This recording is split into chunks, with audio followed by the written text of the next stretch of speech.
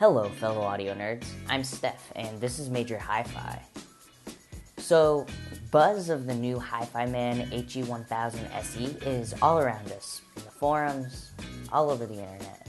So when I got a chance to get my hands on a pair of these, I was super excited, but also a little skeptical, curious and cautious, if you will. So I'd like to share my experience with you, let you know, is it worth the money? For what people is it worth the money? Let's go back in time. I'll show you my first impressions, and then I'll meet you right back here for my overall thoughts. Alright, here we go. Hey everybody, welcome to my place. So today I've got with me the Hifiman HE1000se. So I'm super excited to take a listen to it, but let's see what's inside the box.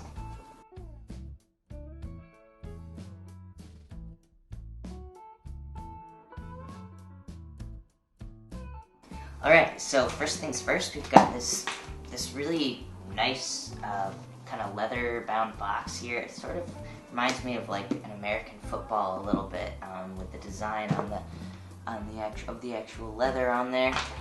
But it's really classy when you first open up the box. Two cables here. One of them is a 4.4 millimeter balanced cable, and then this one is it's got the 3.5 millimeter with the 1/4 inch adapter, and then of course the headphones, but we'll get into that.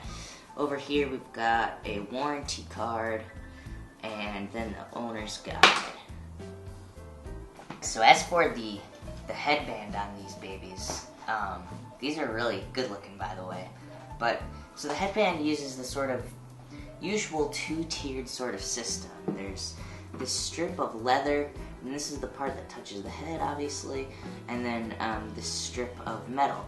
And it's pretty flexible, but it's actually seems to be inhibited by the length of that leather. So I guess it's, how this is gonna fit is probably really dependent on your individual head, I guess. Seems like it would fit many different heads though. So this headband has these extenders here, that move up and down along the edge of the headphone. This thin kind of piece of metal here attaches to this yoke of the ear cup via a little screw right here, and it lets these yokes turn completely around. And then these yokes then are attached to the ear cups on the sides here via some screws. And while the ear cups, they don't really want to go this way, although they can, it's a lot easier to flip them kind of forward, which, I don't know, isn't like super useful, but that's the case anyway. But the headband does feel pretty durable. Now looking down to the ear cups, the shape of this ear cup is sort of ear-shaped. It's like oval-ish, but it gets kind of thinner toward the bottom. And I like that shape. It actually feels really good. The actual weight and build of the ear cups feels really nice. This sort of silver part is actually made of the same kind of metal as the yoke, it feels like. And then there's this strip of wood. Now I'm not sure if that's just like a covering or if it goes all the way through, but there is a good amount of weight to these. Not like so much weight that it's uncomfortable to wear, really. It's just like it feels solid. It feels like a well-built kind of solid material sort of headphone. Additionally, looking at the actual ear cups themselves, you'll see that Hifiman uses their sort of window shade kind of design here, which is good because it sort of is able to protect the drivers without compromising on the amount of openness that you can get. And there's also some meshing here in between the bars of this and the actual drivers. There's some mesh that I'm sure kind of helps with like dust and things like that as well. You probably can't see it on the camera, but it's there. It's actually the same sort of mesh that is on the inside as well. I don't know if you can see, but there's mesh there too. The drivers inside here are planar magnetic, as you probably know, and just like a lot of the Hifiman products, these planar magnetics are special because they use this nanometer thin film that is basically supposed to give it a quicker transient response and, you know, avoid distortion. But the biggest difference, and something that that is kind of interesting, is that between this and the version 2 is that these use the stealth magnets. The stealth magnets are sort of made to be as transparent as possible, and it's the same thing used in the Susvara by Hifiman. Moving on to the ear pads here, I like the sort of firmness of them. They're soft to the touch, but they really maintain their shape quite well, and I like that.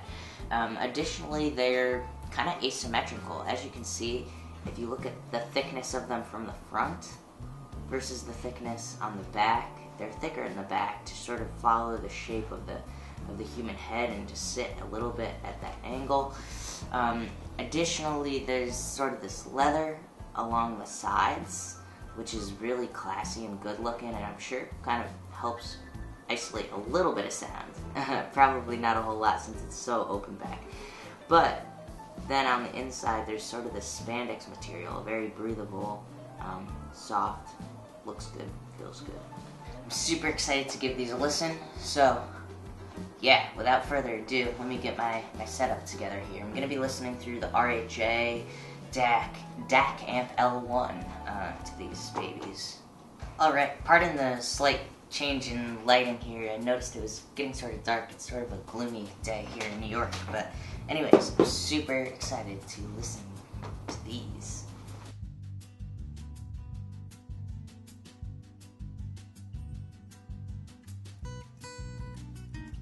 Alright, yeah, I was just listening to the song I'm Callin' by Tennis. I like this song a lot. It's mixed by Michael Brower, and the kick drum sounds awesome. It sounds really big and sort of like soft and yet kind of quick and detailed. It's a little bit hard to describe, I guess. Basically, there's just a lot of space around the lows for all those lows to really, really breathe and move some air, really do their thing. And the balance of the lows is really cool. Like, the kick drum has definitely like a solid amount of subbiness, and that brings along this sense of kind of extension from it, and it really gives the kick drum a lot of space. So while it sort of contributes just in a sense to the groove because of the amount of air it moves and because of that quick transient response, it also like is really kind of aesthetically pleasing. I like it.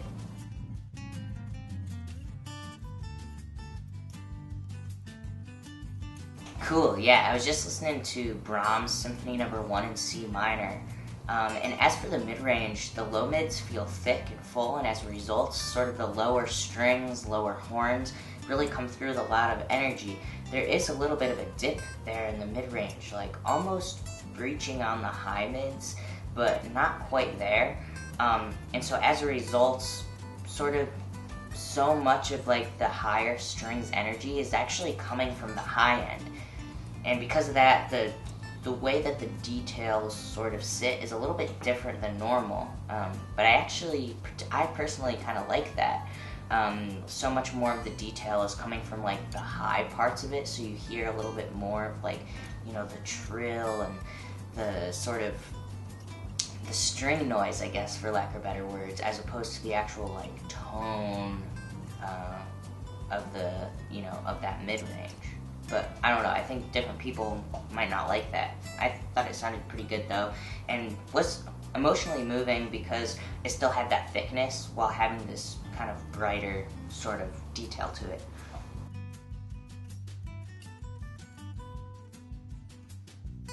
The highs are really pretty emphasized on these headphones, and it changes sort of the mix quite a bit. Putting a lot more of like the high frequency, rich instruments a little bit higher, and it affects the tonality of the vocal. I was just listening to the song Future Sound by Jurassic 5, and it definitely adds a lot more like kind of air to their vocals. It's higher in the mix, and while the tonality of it is different, it's actually pretty effective in this song because it makes the articulation of the quicker rapping sections just more articulated. Like, you can hear what they're saying a little bit better. Also, they're really sort of fast moving, these highs, and so the kick snare hi-hat pattern comes through really kind of in a snappy and just like, yeah, I guess articulate and detailed way. And I get that same sort of sensation from the kind of, I don't know what the instrument is, it's like a percussion, like bicycle spoke sort of sound, as well as sort of the record pops, which comes through a little bit louder in the mix. The sound stage on these is awesome. Oh man. Yeah, I was just listening to the song Pacifist's Lament by Ani DeFranco. And even just when the song opened up, the guitars felt wide and expansive, and when the horn came in, you know, you feel it like super far away. And I was sort of curious how it would sound when the vocal came in, but I think because of all the high frequency emphasis there, the contrast between Ani's voice, which felt like so close, and all the instruments that are sort of dancing around in space was just really remarkable, and I really, really enjoyed that. It's very expansive. Anybody that's into a big soundstage, you'll like these. But yeah, I'm going to listen to these a bit more, kind of get a little bit more used to the sound signature, because it's definitely sort of different, really different from a lot of other headphones. Sort of curious to see what these are best for. But anyways, yeah, I will see you in the future when I find out. Alright, here we go. In a general sense, the Hifiman HE1000se definitely leans toward the high frequencies. However, the low frequencies have a really great sense of extension and kind of a nice energy overall. They're not the most realistic sounding thing, but they definitely have some character to it, leaning a little bit toward the subbiness. As a result, you know, music and genres that use sub-frequencies as a method of creating emotional impact work really well with these headphones. And also, the quickness sort of contributes to those low frequencies sort of adding to the groove of songs. The mid-range has a lot of space and lots of details too. Although it's sort of interesting, it's an interesting sound signature because the low-mid frequencies have a really solid foundation. The middle mids also were really nice and thick. However, they start to thin out as you get closer and closer to the high mids. Not that the high mids are quiet or even scooped out, but just like a certain region in the mid-range is scooped a little bit. And as a result, I actually sort of found that these could get a little bit painful sometimes because my ear kept wanting to hear those frequencies, so I kept wanting to turn the music up. So it really is going to depend on the genre and your own listening preference for whether this will work for you.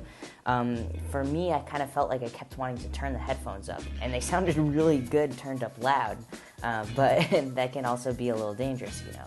But this sort of sound signature in the mid-range, I thought worked best with acoustic instruments as opposed to synthesized instruments or electric guitars.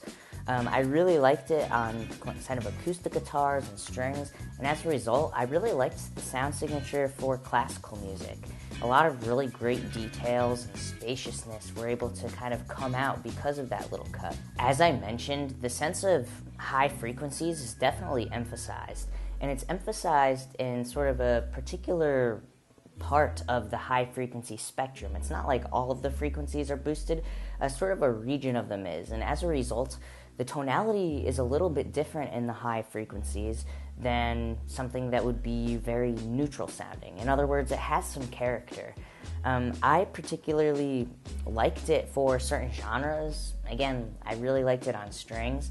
The effect that it had on vocals was that it really added quite a lot of air. And for some vocals, it added quite a bit of texture as well.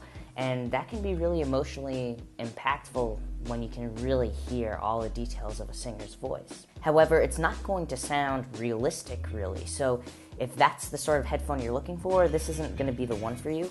But if you don't mind having this sort of character added to it, I think you might actually really like these. Additionally, the quickness and the activity and just the transient response with the highs really provides a nice sense of energy, and it makes cymbals and just things that are sort of like moving and swelling sound really, really great, and really is precisely following that, and I think that's a nice touch. The sense of depth and width in the soundstage is expansive, and it's a very sort of obvious and overwhelming thing with these headphones.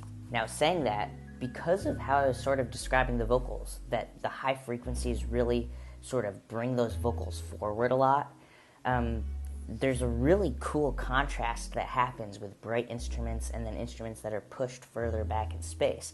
It really makes the sense of depth powerful, because along with the depth, you also get a sense of intimacy. Additionally, the sense of height is pretty expansive. I actually feel it further down low than I feel it high. I think that the concentrated sort of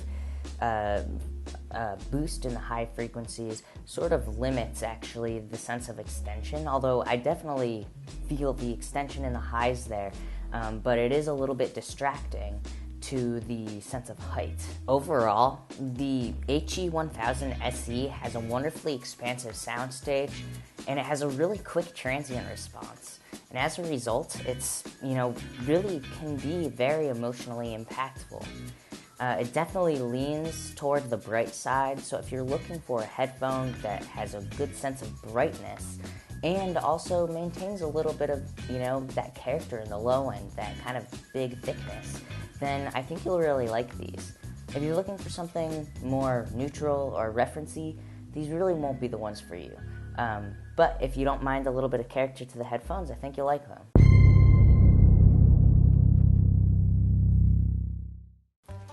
Thanks for watching. Stay tuned, because on the Major Hi-Fi blog, I will be posting a comparison review over the next couple of weeks with these headphones and the version 2, which I'm pretty excited about and really curious about, how these will compare.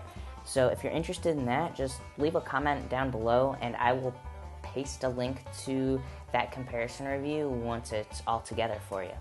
Alright everybody, thanks for watching.